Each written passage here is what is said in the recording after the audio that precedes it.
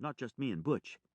We'd come here to get used to gunfire, which I already was, on account of where I'd come from, and learn about gun smells, another thing I already knew, and also about explosives, which were new to me but turned out to be a snap when it came to sniffing them out. No guns today.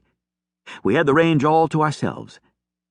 Bobby led us over toward the fence at one side of the range. If him walking and me and Butch sprinting around him in circles counts as leading. The side fence was very high and made of solid planks, tight together so you couldn't see through. But I smelled interesting things on the other side, like paint and grease and gasoline. Not far from the fence stood a big, tall shape, hidden by a tarp. "What we got here," Bobby said, pulling off the tarp, "is a 3-bar horse jump." He started adjusting the bars and muttering something about how they were looking for distance as well as height. "Yeah, high for this one. A foot more in the middle, and we'll top out at 6 feet. Or something like that." For some reason I found myself yawning. Butch, right beside me, was panting. "Look at you guys," Bobby said. "What the hell?" He walked around the horse jump to the other side. "Chet," he said. "Sit." I sat, head up and alert. It hit me that soon we were going to be leaping over this horse jump. That top bar wasn't very high at all. What could be easier? Bobby produced his clipboard. "Butch," he said. He clapped his hands. "Up and over. Come." Butch stood very still. For a moment I thought he might be planning a quick little detour around the jump. But Butch was way too good for that.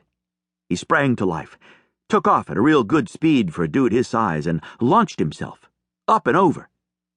Oops. Or maybe not.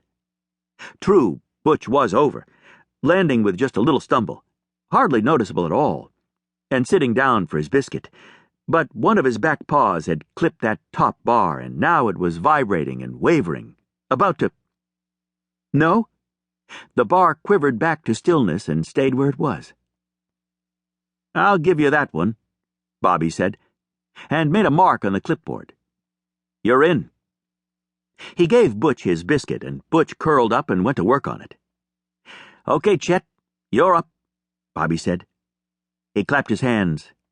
"Chet, up and over. Come." Leap over this horse jump? Was that it? A snap. I dug my front paws into the grass. Best way for getting the kind of explosive start that makes the rest of it a piece of cake, as humans say, although why I'm not sure. Cake being nothing special in my opinion. But at the very last moment, before there'd be no stopping me, I caught a slight movement from the direction of the wooden fence. I paused, glanced over, and saw, peering through a small hole down where the fence met the ground, a cat. And not just any cat, but a plump white cat with golden eyes and a pinkish nose. Beauty. Beauty? Beauty? Who I'd last seen getting driven off in the stolen yellow car?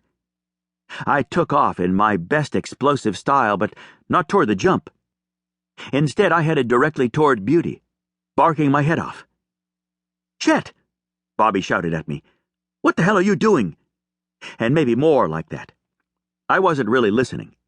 I skidded to a stop right in front of that hole in the fence, shearing off a long clump of turf, and came face to face with Beauty. She gazed at me with those golden eyes, and then, so quick I barely saw the movement, one of her paws came flashing up and clawed me right across the nose.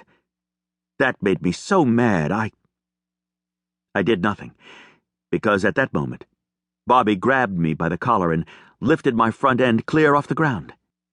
As he dragged me away, I saw Beauty backing out of the hole and disappearing from view on the other side of the fence. Bobby gave me a hard look. "Had a feeling the whole time you'd screw up," he said. "You flunk."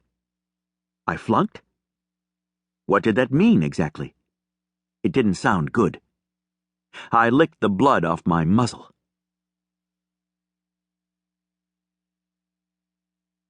We drove away from the range. I had the back all to myself. Butch sat up front with Bobby. Bobby dropped Butch off at the Valley PD kennel where we lived, but left me in the car.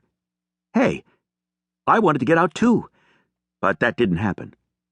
Instead, Bobby and I went on a long drive that took us across the bridge over the Arroyo and back into Vista City, where I'd lived in the old days.